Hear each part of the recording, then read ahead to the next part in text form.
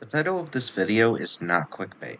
I am being dead serious when I tell you that I have found a way to beat Subnautica without touching so much as a single drop of water, and it's all thanks to a single item.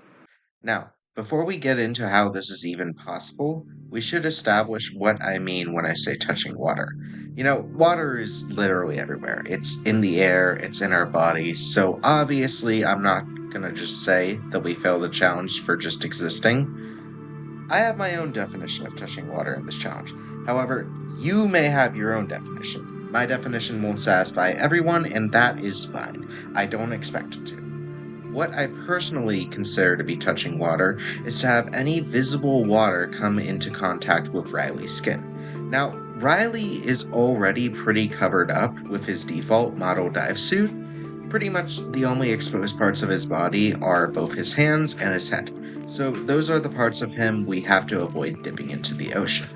This leaves us with an obvious objective.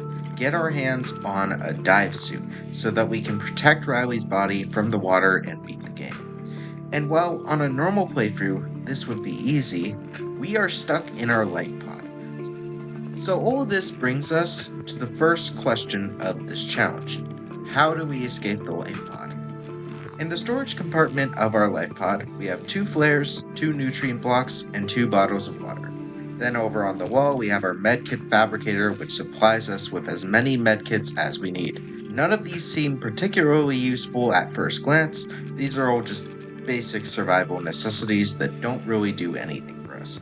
But maybe they can do more than we think. Whenever you drop an item in water in Subnautica, the item will begin to sink. Depending on how heavy the object is, it will sink faster or slower. However, there are some items in the game that don't actually sink at all. Items that when dropped in water just freeze in place. With this in mind, let's take a look at the items in our life pod. Both the flares and nutrient blocks sink when in water. However, both the water bottles and medkits don't sink at all. If either of these were placed on the surface of the water, we could stand on them and effectively walk on water. And it just so happens that the medkit fabricator can generate an infinite amount of medkits. So if I were to throw these medkits into the water, I could bridge to anywhere on the map, with enough patience, of course. You're just gonna need to trust that I actually waited hours upon hours waiting for this thing to generate medkits, rather than realizing that I don't have time for that and typing in a quick command that skips all that, filling my inventory with medkits. Upon placing my first ever medkit into the water, I had already gotten further into this challenge than anyone had ever before, and there were only a few thousand more medkits that needed to be placed before I could get the resources I need. Now once I actually escape the life pod and make it onto land, I finally have access to my first resource, titanium. With this, I can do nothing. I'm gonna have to build a little further if I want tools. Our next stop is the front of the Aurora. Here we grab ourselves some batteries and return to the life pod with both that and the titanium from the sandbar, allowing us to get our hands on a scanner.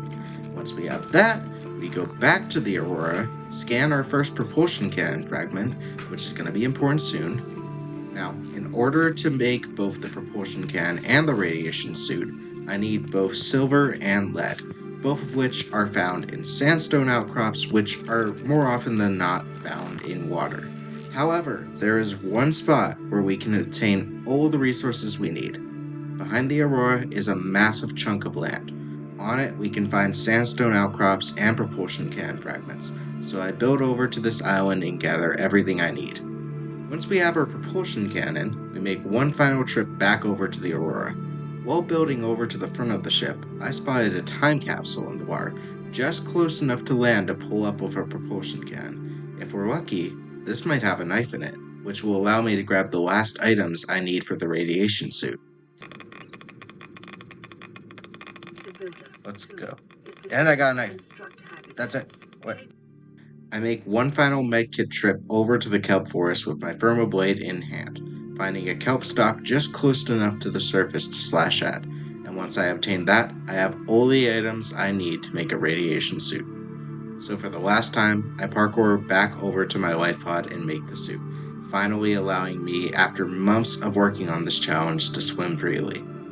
So that's it then. I had basically won. From here, the gameplay is fairly normal. I gather resources, make a prawn suit, begin my descent into the Lost River, heading all the way down into the lava castle, help mom free her babies, cure the virus, then at long last, build the rocket.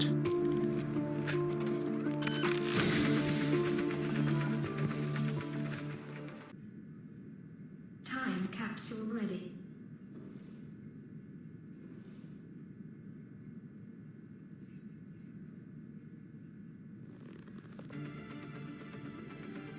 Launch in 10, 9, 8, 7, 6, 5, 4, 3, 2, 1.